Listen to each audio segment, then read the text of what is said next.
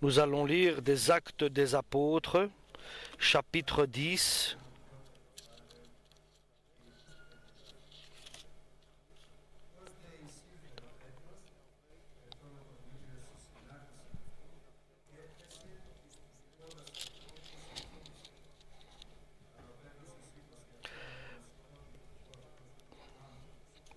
Le lendemain, il se mit en route avec eux.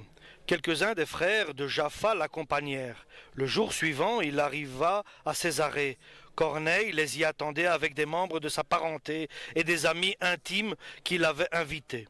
Au moment où Pierre allait entrer, Corneille vint à sa rencontre et se courba jusqu'à terre devant lui pour le saluer avec un grand respect. Mais Pierre le releva en lui disant « Lève-toi, car je ne suis qu'un homme, moi aussi. » Puis, tout en continuant à en parler avec Corneille, il entra dans la maison où il trouva de nombreuses personnes réunies. Il leur dit « Vous savez qu'un juif n'est pas autorisé par sa religion à fréquenter un étranger ou à entrer dans sa maison. Mais Dieu m'a montré que je ne devais considérer personne comme impur ou indigne d'être fréquenté. C'est pourquoi, quand vous m'avez appelé, je suis venu sans faire d'objection.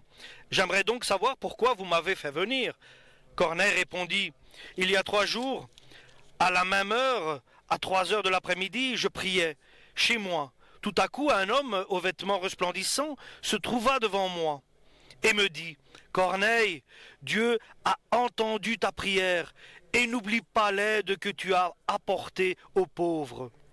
Envoie donc des hommes à Jaffa pour en faire venir Simon, surnommé Pierre. Il loge dans la maison de Simon, un ouvrier du cuir, qui habite au bord de la mer.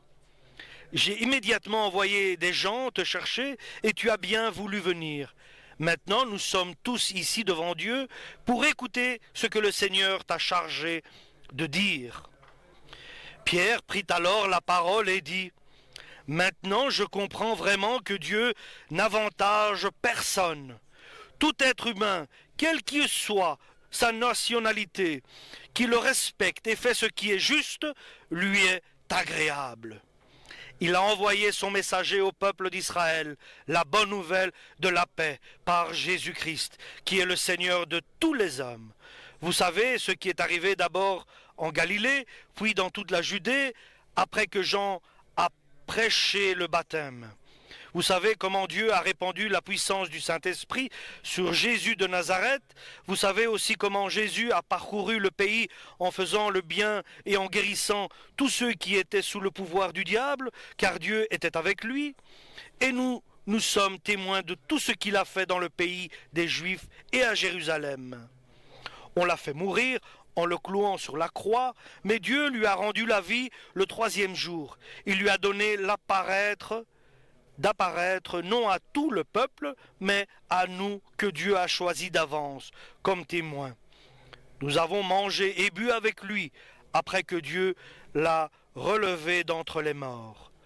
Il nous a commandé de prêcher au peuple et d'attester qu'il est celui que Dieu a établi pour juger les vivants et les morts. Tous les prophètes ont parlé de lui en disant que quiconque croit en lui reçoit le pardon de ses péchés pour le pouvoir de son nom. Alléluia. Nous remercions le Seigneur pour sa parole. Lorsque Dieu devait faire venir l'évangile, la bonne nouvelle sur la terre, de Jérusalem parmi les Juifs et en Galilée, et de répandre sa parole sur le monde entier. Dieu a besoin de trouver 2 personnes. 2 personnes pour lui est assez pour faire son œuvre, mais des personnes qui sont bien à sa volonté. Des personnes qui ont la foi, des personnes qui ont confiance à la parole de Dieu et qui savent se repentir et se rabaisser il doit trouver ces personnes bien précises. Et toujours, chers frères et sœurs, Dieu cherche à trouver les personnes adéquates. Et je peux vous dire, c'est pour cela qu'aujourd'hui il nous a appelés à son Église.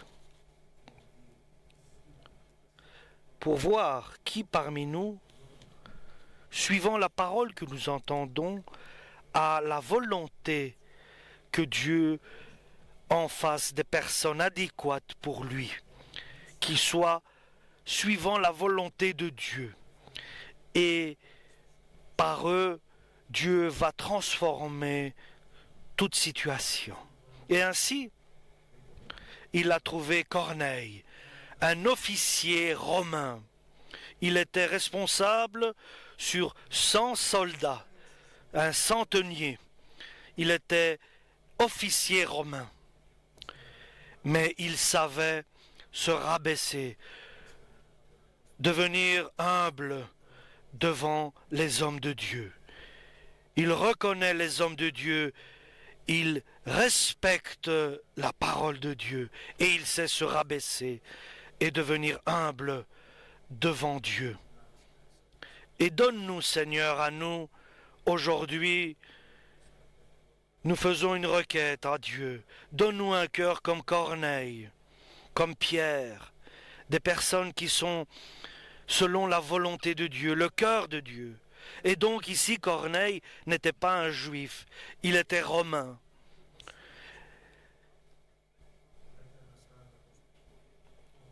C'était quelqu'un que Dieu lui a révélé son visage. Il lui a révélé sa force. Il lui a révélé la vérité à Corneille. Corneille n'a pas connu Dieu, mais Dieu a fait grâce en lui, pour lui, car il avait de bons projets en regardant le cœur de Corneille. Et il lui avait mis tellement de zèle dans le cœur de Corneille, et c'était quelqu'un qui respectait Dieu et pieux avec toute sa famille, et il faisait le bien et beaucoup de bonnes œuvres il faisait auprès des pauvres. Et nous savons que toute bonne action vient de Dieu. Et c'est Dieu qui lui a fait devenir quelqu'un de respectueux et de pieux. C'est Dieu qui a mis dans son cœur le fait d'avoir la compassion pour son prochain. C'est Dieu qui lui a fait et Corneille est devenu. Et si toi tu ne veux pas suivre ce que Dieu demande, il n'est pas obligé, tu n'es pas obligé de le faire. C'est toi qui acceptes de vivre selon la volonté de Dieu. Et Corneille a accepté d'être comme cela. Il était bon, il voulait faire le bien, il jeûnait, il priait. Combien de temps, je pose la question maintenant ici à l'Assemblée, aux frères, combien de temps il y a que tu n'as pas fait de jeûne? Combien de temps n'as-tu pas pensé aux pauvres? Combien de temps tu n'as pas respecté la parole de Dieu? Et quelle est ta piété devant Dieu? Quelle est que Dieu vienne en nous? Et nous voyons ici à Corneille, Dieu lui avait donné toutes ses qualités et il est devenu, il a pris ses qualités en main, il a rejeté le mal et il a accepté le bien. Il a fait le choix. Il avait de la compassion pour les pauvres. Il faisait de bonnes œuvres pour ceux qui souffraient. Et quand le temps était accompli, quand le temps est venu, il a jeûné pendant 3 jours.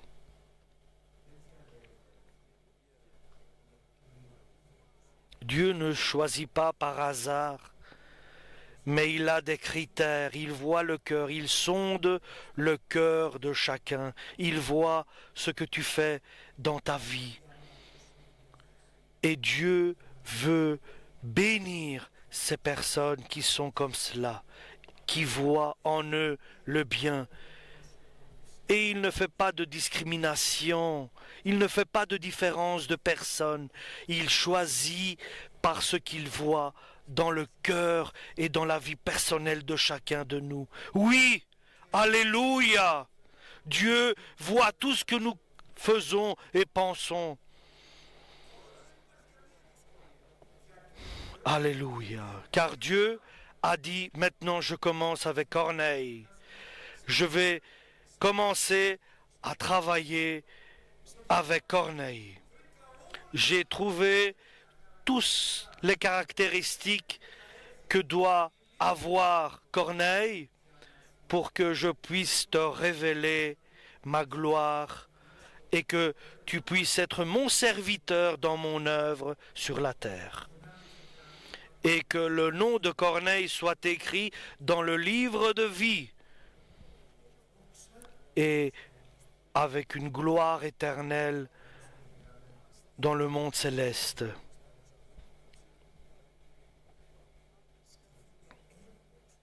Et nous savons que Corneille sera glorieux dans le ciel. Et nous le reconnaîtrons car il aura du mérite. Il a trouvé une personne qui était selon sa volonté, une personne adéquate, prête. Et Dieu a commencé avec Corneille son œuvre. Un ange vient le rendre visite et lui dit, Corneille, ta prière, tes prières et tes dons que tu as faits aux pauvres sont montés en souvenir de toi devant Dieu. Et c'est pour cela maintenant, envoie à Jaffa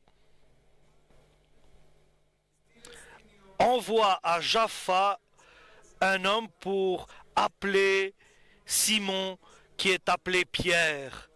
Et il est hébergé devant un travailleur de cuir qui a sa maison près de la mer. Lui te dira ce que tu dois faire. Pierre te dira et te donnera des paroles de vie. Et la réponse de Corneille est immédiate et totale et absolue. Directement il répond, au même instant, selon que l'ange s'en est allé, Corneille donne des ordres. Il a appelé 2 de ses serviteurs et un militaire, ceux de sa garde personnelle. Immédiatement, quand l'ange s'en est allé, il a appelé 2 serviteurs et un militaire de sa garde personnelle.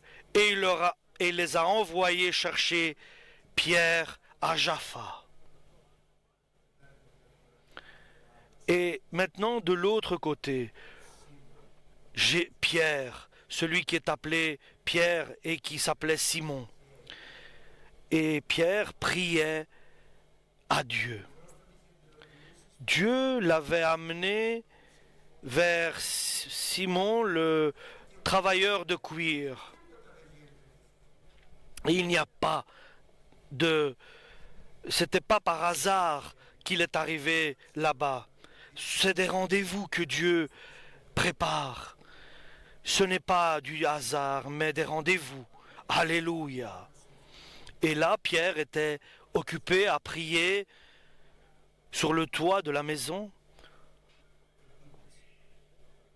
Et il a eu faim. Et pendant que les autres préparaient le dîner, Pierre était à la prière sur la terrasse. Et il voit le ciel s'ouvrir et du ciel descendre une nappe géante, laquelle était attachée des 4 côtés et cette nappe descendait sur la terre. Et dans la nappe, il y avait tous les animaux, les quadrupèdes, les animaux sauvages, il y avait aussi des oiseaux, et il entend une voix qui lui dit, Pierre, tue et mange. Et Pierre dit, jamais, Seigneur, n'entrera dans ma bouche une nourriture qui est impure. Jamais, dit Pierre à cet instant-là.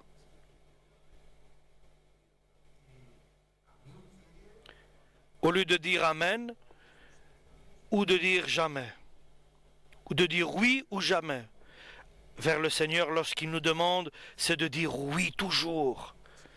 Et pourtant, Pierre avait toute l'instruction et il était initié à Jésus pendant toutes ces années. Et pourtant, il dit, non, je ne mangerai pas de ce qui est impur. Ils ont besoin encore d'être éduqués, enseignés. Et cela est arrivé 3 fois que la nappe est descendue du ciel. Et Dieu lui dit, ce que moi j'ai purifié, toi n'appelle pas cela impur. Parce que bien sûr, dans l'Ancien Testament, le lapin était considéré comme impur, etc. Il y avait des aliments qui n'étaient pas autorisés à être mangés. Et Dieu veut lui dire, et pendant qu'il pensait à tout cela, et il se posait des questions, il entend certains. Ce sont des rendez-vous, chers frères et sœurs. Ce n'est pas le hasard. Et pendant qu'il pensait à ce que devait signifier, et il entend, il y a quelqu'un ici qui est appelé Pierre, qui est hébergé ici. Et Pierre dit, et le Saint-Esprit lui dit, il y a 3 personnes qui te demandent, va vers eux sans hésiter, car c'est moi qui les a envoyés. Et Pierre descend, et il voit 3 personnes, 2 serviteurs et un militaire, lesquels ils lui décrivent leur mission. Et Pierre, il se trouve devant une situation critique. Et il pense à rien. Sa décision est de faire ce que Dieu lui a dit de faire. Que vont dire les autres? Qu'est-ce que tu vas aller faire avec ces personnes qui ne sont pas juifs? C'est la personne adéquate de Dieu. C'est le serviteur de Dieu.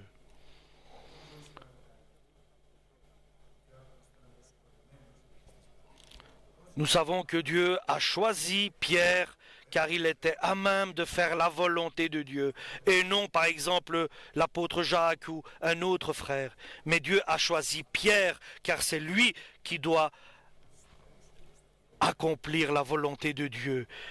Il est fidèle à la parole de Dieu. Et comme l'apôtre Paul disait, je ne peux pas renier ce que j'ai vu. Et pendant qu'ils ont mangé, ils ont bu, ils se sont réveillés, et le lendemain matin, ils sont repartis vers Corneille. Et avec Pierre, on suivit des Juifs. Ce n'était pas une simple décision, car il fallait entrer dans la maison d'un Romain, de quelqu'un qui n'était pas juif. Et c'était une décision qui était contraire à la loi de Moïse. Mais Dieu lui a dit de faire ce qu'il doit faire. Parce qu'il était venu, Jésus était venu, le Messie était venu, il a changé les choses. Et il arrive là-bas et Corneille, l'officier romain, se met à genoux devant Pierre. Corneille a su se rabaisser devant les personnes que Dieu envoie. Il s'est rabaissé devant Pierre, qui était un simple pêcheur de poissons. Il n'était ni une personne qui était dans la hiérarchie religieuse, mais il n'était pas pharisien, rien de tout cela, mais le cœur de Pierre était prêt. Elle était prête. Et son cœur était prêt à se rabaisser, à adorer le Dieu d'Israël, le Dieu Tout-Puissant qui a envoyé Jésus son Fils, le Messie. Et nous savons comme ici, Pierre dit à Corneille, relève-toi, car moi je suis aussi un être humain, je suis un homme, je ne suis pas Dieu, ne te mets pas à genoux devant moi. Alléluia. Et tout est prêt. Dans la maison de Corneille, il y avait aussi des personnes qu'il avait invitées de sa famille pour, au moment précis, Dieu pour son œuvre a tout prévu. Il n'y a pas de hasard, mais que des rendez-vous avec Dieu. Alléluia! Et pendant que Pierre a pris la parole et qu'il a commencé à annoncer la bonne nouvelle du salut de Jésus, et Jésus est venu témoigner. Il est venu témoigner. Il est venu prouver les paroles de Pierre qu'il était occupé à annoncer. Pendant que Pierre parlait, qu'il annonçait la bonne nouvelle de l'Évangile, l'Esprit Saint vient et prouve les paroles de Pierre. Et comme nous savons, Dieu avait dit à Jean le Baptiste, celui que tu verras et dont le Saint-Esprit viendra sur lui, alors lui est mon fils, est celui qui est élu. Donc il y a des signes que Dieu donne. Pourquoi Jésus est allé se baptiser un baptême de repentance? Pourtant, il était sans péché, Jésus-Christ, parce que le Père avait donné cet ordre. Tu iras au baptême par Jean. Il était obéissant jusqu'à la mort, Jésus-Christ. Il était la parole de Dieu qui se fait chair sur la terre. Et Dieu a témoigné du ciel, voici mon Fils bien-aimé, en qui j'ai mis toute mon affection. Et l'Esprit Saint est venu sur lui en forme de colombe. Alléluia. Dieu a témoigné à l'œuvre de Corneille et à l'œuvre de Jean le Baptiste. Dieu vient prouver, témoigner de ses dires. Et cela est recherché de notre part, chers frères et sœurs. C'est de là que nous comprenons que ce qui nous intéresse pour nous, si Dieu vient et confesse et témoigne pour notre œuvre que nous accomplissons, sur notre parcours, et pour que Dieu soit quelqu'un qui vient et qui soit un témoin, nous devons devenir comme Pierre, comme Corneille, que Dieu vienne témoigner dans notre vie. Soyons comme Corneille, l'officier romain, qui se rabaisse, qui pardonne, qui a de la compassion pour les pauvres, qui fait des dons pour ceux dont il voit la souffrance, avec une totale certitude et confiance, ayons en Dieu, au Christ, son Fils, Jésus, l'agneau qui ôte le péché du monde. Et Dieu enverra Jésus pour qu'il puisse témoigner pour nous. Et ainsi Dieu le Père est glorifié par le témoin Jésus-Christ, par le témoignage de Jésus. Et là, lorsque le Saint-Esprit est venu sur eux, en eux, ils ont reçu le Saint-Esprit, et Corneille parlait en langue. Et ils ont été étonnés, ceux qui étaient avec Pierre, qui étaient venus avec Pierre. Ils étaient étonnés que Dieu a donné à ceux qui étaient romains le même don, le don de l'Esprit Saint, car ils parlaient en langue. Alléluia. Et Pierre, sans hésiter, il a pris la décision d'accomplir la volonté de Dieu, et que chacun de vous soit baptisé au nom du Père, du Fils et du Saint-Esprit. Alléluia. Et soyez sauvés de cette génération perverse et soyez dans le salut. Et Jésus, Dieu les avait baptisés par Jésus-Christ du Saint-Esprit. Alors Pierre a pris la décision de les baptiser à l'eau. Qui pouvait empêcher le baptême à l'eau? En un instant, ceux qui étaient là et qui écoutaient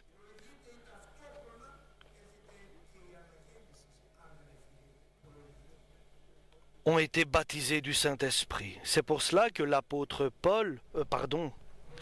l'apôtre Pierre a donné l'ordre à tous ceux qui étaient dans la maison de Corneille d'être baptisés à l'eau.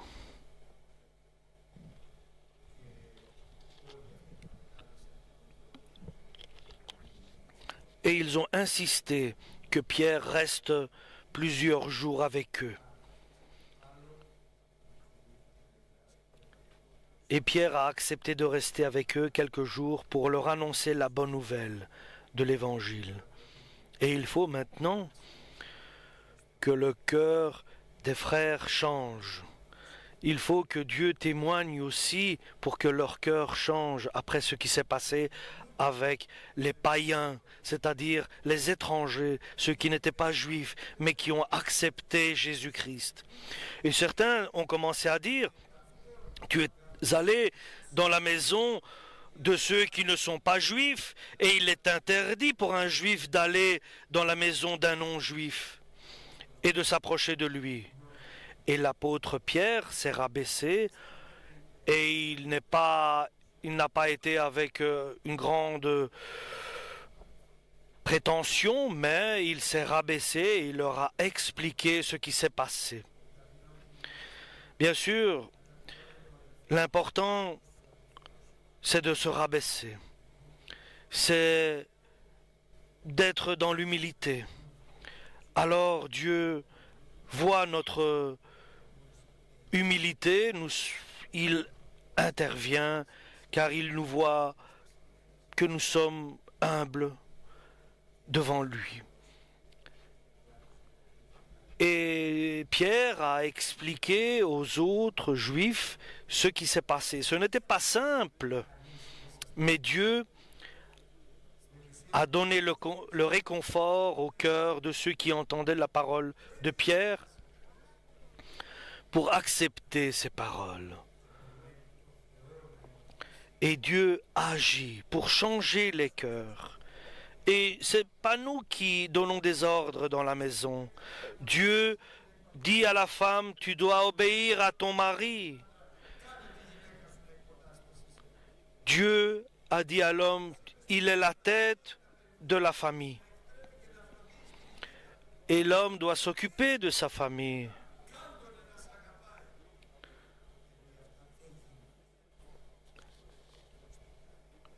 Dieu agit dans la famille, et si nous acceptons Dieu, Dieu transforme notre cœur.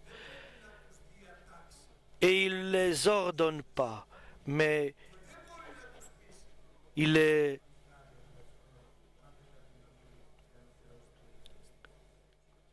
leur parle et il les persuade. Et ainsi Dieu agit. Il persuade et il prépare le cœur de ceux qui écoutent. Il agit dans le cœur des gens pour son œuvre, pour l'œuvre de chacun de nous. Et Corneille a trouvé grâce devant Dieu. Et tous ont cru. Et ils ont donné gloire à Dieu. Et même dans l'assemblée où Pierre a expliqué, ils ont tous accepté. Parce que pour les Juifs, les étrangers étaient des petits chiens. Mais maintenant, ils sont des bien-aimés car ils ont été acceptés de Dieu. Alléluia. Dieu a fait des prodiges. Et comme Dieu a agi à cette époque-là, avec Pierre, avec Corneille, avec Nabuchodonosor, avec Daniel, Dieu agit de la même manière. Et aujourd'hui, il cherche des personnes dont ils veulent et ils acceptent d'être changés, d'être transformés, d'être prêts à travailler pour le Seigneur, à œuvrer pour le Seigneur. Il cherche des personnes, il cherche des êtres humains qui sont suivant sa volonté et qui ont confiance en Jésus et qui obéissent à sa parole éternelle. Et comme à cette époque-là, c'était la période de la première Église apostolique, aujourd'hui nous traversons les derniers jours de l'Église apostolique avant la période hébraïque de 7 ans. Et Dieu veut révéler sa gloire, son amour éternel, pour accomplir son œuvre en disant « Repentez-vous sous la main puissante de Dieu, et lui, il va nous relever en notre temps. » Alléluia.